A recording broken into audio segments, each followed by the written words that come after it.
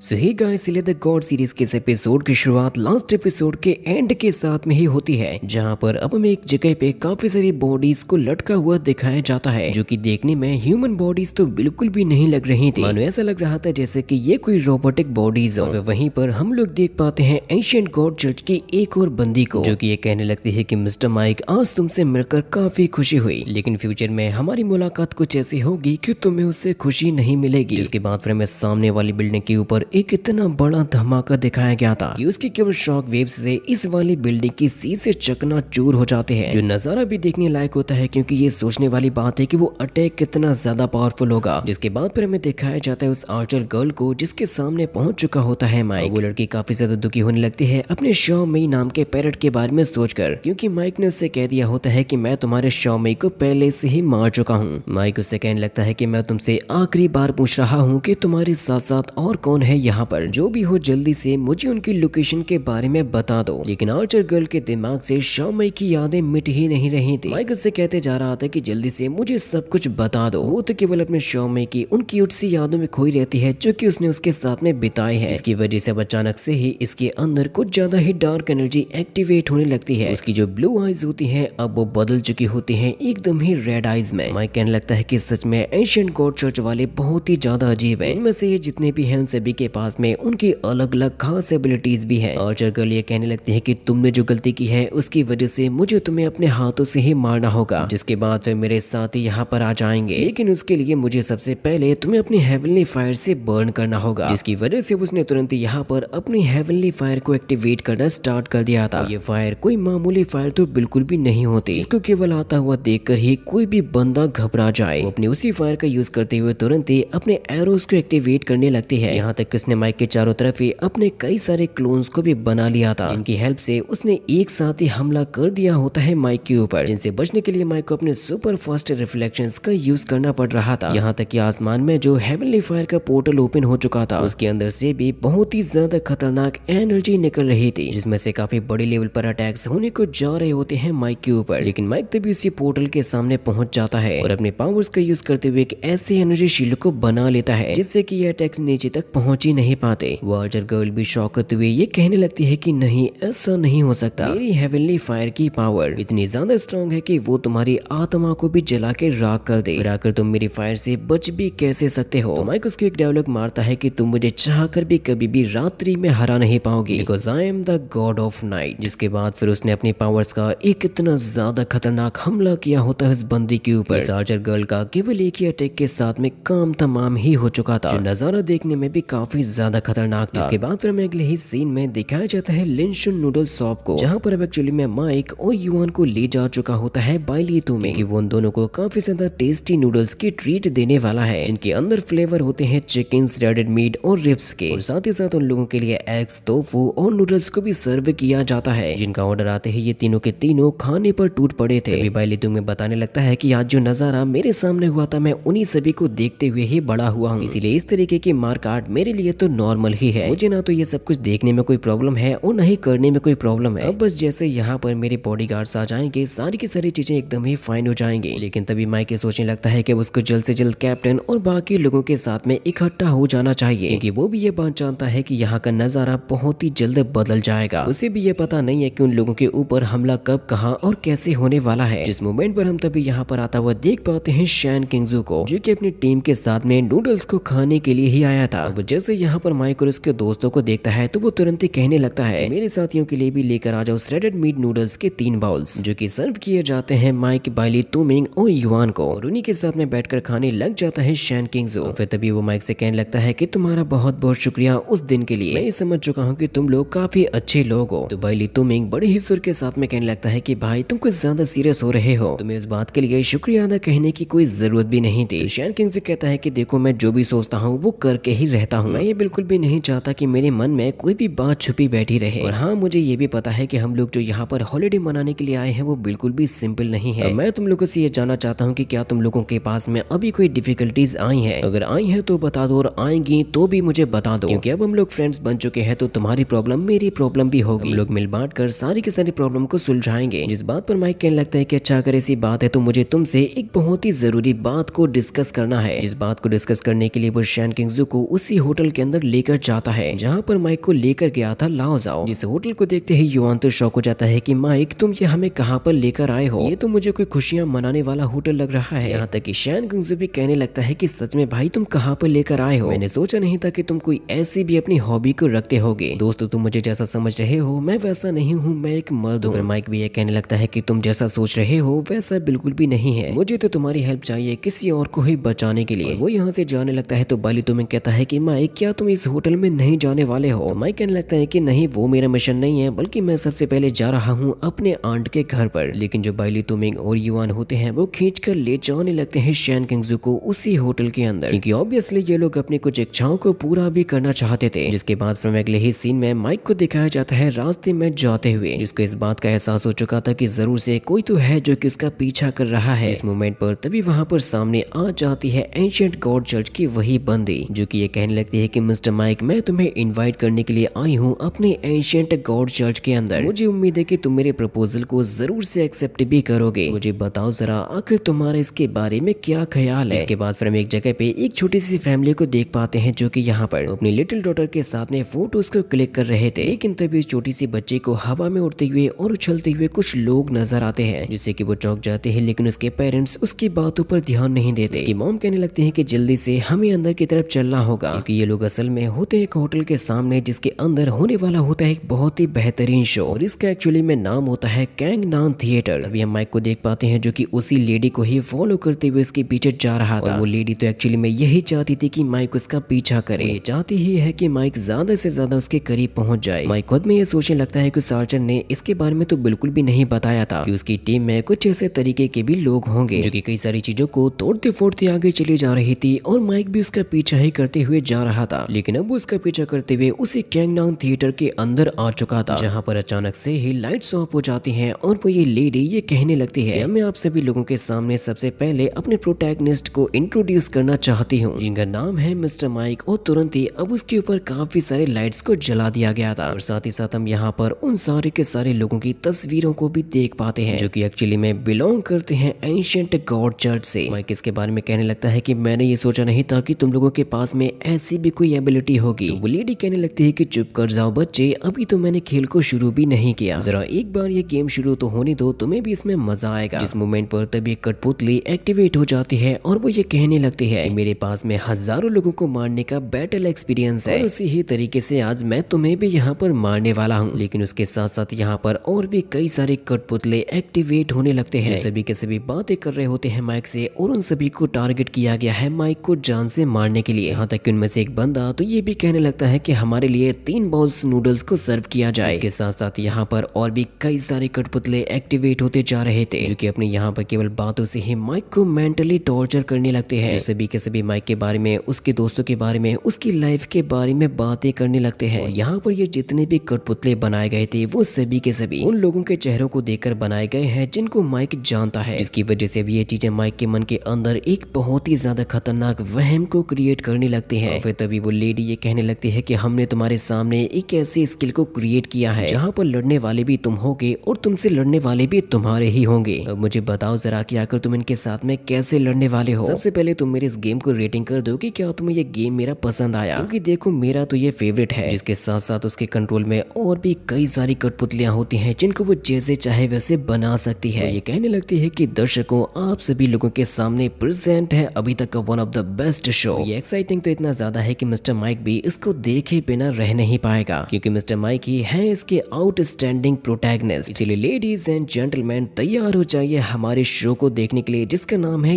Your youth. Show को देखने के लिए वाकई में यहाँ पर काफी भारी संख्या में लोग आए हुए थे, जहाँ पर अब इस थिएटर की सभी के सभी लाइट्स को ऑफ किया जाता है और ऑन कर दिया जाता है इस स्टेज की लाइट्स को। पर्दा खुलता है और माइक अपने सामने हजारों की तादाद में भीड़ को देख पाता है जो कि शो को एंजॉय करने के लिए आए थे। उनमें से किसी को भी इस बात का अंदाजा नहीं होता कि यहाँ पर ये जो कुछ भी हो रहा है वो रियल में है, ना कि कोई शो। तभी फिर उस लेडी ने अपना यहाँ पर मैजिक दिखाना शुरू कर दिया था, जिसकी स्टोरी स्टार्ट होती है एक राजा की मौत के साथ में, जो कि अर्धरात्रि में आकस्मिक मौत से मर चुका था, जिसके अगले ही दिन एक नए राजा को गद्दी पर बिठाया जाना था। लेकिन ये जो कहानी होती है वो माइक के एकदम सर के ऊपर से जा रही थी कि आखिर ये क्या बकवास चल रहा है। माइक अपने पीछे से काफी सारे बंदों को आता हुआ देख पाता है जो कि एक्चुअली में होते हैं सिपाही। माइक जैसे ही थोड़ा सा आगे बढ़ने की कोशिश करता है तो एक कठपुतला आता है और उससे कहता कहता है कि अभी तुम्हारा सही समय नहीं आया है सामने आने का। कहानी आगे बढ़ती है और हमें बताया जाता है कि हालांकि उस किंग के पास में उनका कोई वारिस ही नहीं था, जिसकी वजह से पूरे किंगडम के नियमों के हिसाब से अब यहाँ का अगला राजा वही बनेगा जो कि सबसे काबिल होगा, जिसकी वजह से किंगडम के सेनापति ने इस पूरे राज्य पर अपना आधिपत्य जमा लिया। लेकिन ये चीजें वैसी नहीं होने वाली थी जैसा कि ये लोग सोच रहे थे, क्योंकि फिर तभी उनके पास में एक बंदा आता है और वो ये कहने लगता है अभी हाल ही में ये पता चला है कि साउथ में हमारे राजा का एक वारिस पाया गया है जो कि सत्य है, जहाँ पर वह वारिस बना दिया जाता है माइक को और उसके ऊपर काफी सारी लाइट्स को ऑन भी कर दिया गया था। कहानी आगे बढ़ती है और ये बताया जाता है कि नए वारिस के आने की वजह से जिस सेनापति ने अपना आधिपत्य जमा लिया था, यानी कि अब यहाँ पर एक काफी खतरनाक युद्ध होने वाला था इन लोगों के बीच में, क्योंकि वो सेनापति ये कहने लगता है कि आखिर राजा की मौत से पहले वो वारिस क्यों नहीं आया, और क्योंकि उसने ऐसा नहीं किया इसी वजह से अब यहाँ का नया राजा मैं हूँ। जिससे कि वो तुरंत ही वो सिपाही बढ़ने लगते हैं माइक पर हमला करने के लिए, यानी कि इस नए वारिस को मारने के लिए। माइक तुरंत ही अपने पावर्स का यूज करता है, उन लोगों को मारता है और यहाँ से भागकर निकलने लगता है। लेकिन ये जो मेंशन होता है वो पूरी तरीके से कंट्रोल में होता है उस मैजिकल लेडी के, क्योंकि माइक जैसे ही उस पर हमला करने के लिए जाता है तो फिर तभी अचानक से ही कुछ मैजिकल कठपुतले आते हैं जो कि माइक को अपने साथ में खींच कर ले जा रहे थे। इसके आगे की अमेजिंग स्टोरी हम लोग नेक्स्ट पार्ट के अंदर देखेंगे।